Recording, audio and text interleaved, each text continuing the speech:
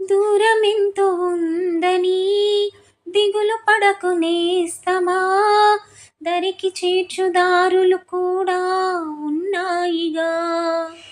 భారమెంతో ఉందని బాధపడకు నేస్తమా, బాధ వెంట నవ్వుల పంట ఉంటుందిగా.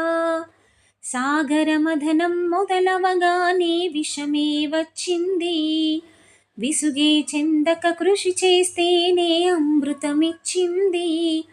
అవరోధాల దీవుల్లో ఆనంద నిధి ఉన్నది, కష్టాల వారధి దాటిన వారికి సొంతమవుతుంది.